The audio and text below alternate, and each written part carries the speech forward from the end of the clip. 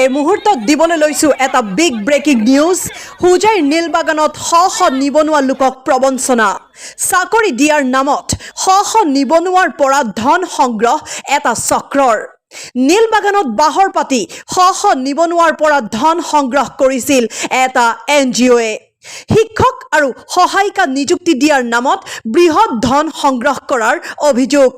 আজি চক্ৰটোৱে শ প্ৰাৰ্থীক মাতি আনি পাতিছিল পৰীক্ষা চলি থকাৰ মাজতে আমচুৰ অভিযোগৰ ভিত্তিত আৰক্ষী উপস্থিত হৈ অভিযান অব্যাহত ৰাখিছে আৰক্ষীৰ দলে।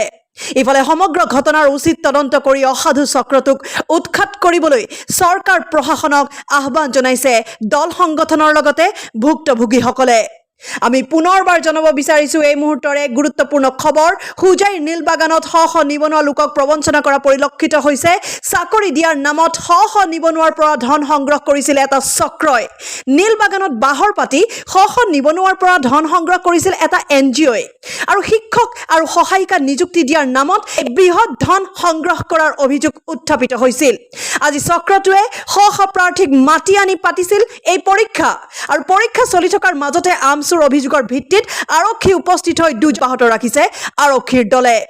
ইফালে সমগ্ৰ ঘটনাৰ উচিত তদন্ত কৰি অসাধু চক্ৰটোক উৎখাত কৰিবলৈ চৰকাৰ প্ৰশাসনক আহ্বান জনাইছে দল সংগঠনৰ লগতে ভুক্তভোগীসকলে। ওয়ার্কারের কারণে 30,000 টাকা আর হেল্পারের কারণে 17,000 টাকাকে 32,000 টাকা আর 17,000 টাকাকে লৈ পরীক্ষা অনুষ্ঠিত করে প্রতিদিনে প্রায় 100 স্টুডেন্টর তেখেতসকলে পরীক্ষা অনুষ্ঠিত করে।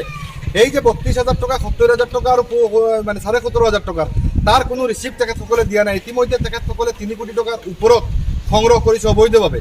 সংগ্রহ করে সম্পূর্ণরূপে এটা ফ্রড কোম্পানি হয়। এইটো ফ্রড NGO যিসকল আমাৰ অসমৰ দৰিদ্ৰ বা মধ্যবিত্ত যিসকল মানে নিবনুৱাসকল আছে, সেই নিবনুৱাসকলক ঠগি তেখেতসকলে এই পইচাখিনি আত্মসাৎ কৰাৰ ফন্দি কৰিছে। আমি এই সংক্ৰান্তত আমাৰ হুজাই IASৰ লগত যোগাযোগ কৰিছোঁ, এডিশ্যনেল SP ক্ৰাইমৰ লগত যোগাযোগ কৰিছোঁ, নীলবাগান ICৰ লগত যোগাযোগ কৰিছোঁ। কৰি আমি সকলো ইয়াত আহি দেখা পাই আমি যিটো অনুমান কৰিছিলোঁ সেই অনুমানটো সত্য প্ৰমাণিত হ'ল। অসমত বিভিন্ন প্ৰান্তত এই ধৰণৰ কিছুমান ফ্ৰড লোকে প্ৰবঞ্চনাৰ জৰিয়তে ৰাইজৰ কোটি কোটি টকা মানে আত্মসাৎ কৰি আছে। আৰু এই ক্ষেত্ৰত চৰকাৰে হিমন্ত বিশ্ব শৰ্মা ডাঙৰীয়াই, হুজাই আৰক্ষী অধীক্ষক মহোদয় আৰু DGP মহোদয়ে কঠোৰ ব্যৱস্থা কৰিব লাগে। আৰু ইতিমধ্যে দেখা গৈছে যে তেখেতসকলৰ কাৰ্যালয় ইয়াতে আছে, সমগ্ৰ নথিপত্ৰ তেখেতসকলৰ মানে ইয়াতে আছে।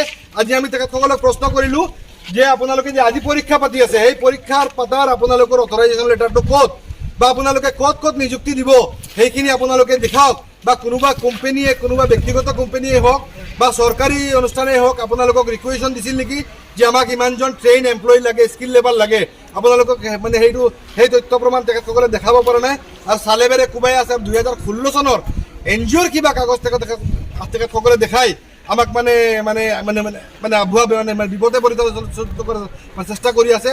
আৰু এই NGOৰ মূল হেডজন হ'ল আপোনাৰ মানে বৰাকবেলিৰ মেইন বেছ বৰাকবেলিত। আৰু বৰাকবেলিৰ পৰা আহি হুজাই জিলাৰ লগতে হুজাই জিলাৰ বিভিন্ন এনচিলছ, কাৰ্বি আংলং, ইষ্ট কাৰ্বি আংলং, ৱেষ্ট কাৰ্বি আংলং, আমাৰ হুজাই জিলাৰ বিভিন্ন ছাত্ৰ ছাত্ৰীসকলৰ পৰা তেখেতসকলে ধনাত্মঘাত কৰি আছে। গতিকে এই ক্ষেত্ৰত SIT গঠন কৰি এইসকলক মানে অনতিপলমে গ্ৰেপ্তাৰ কৰিব লাগে আৰু বিহিত ব্যৱস্থা গ্ৰহণ কৰিব লাগে।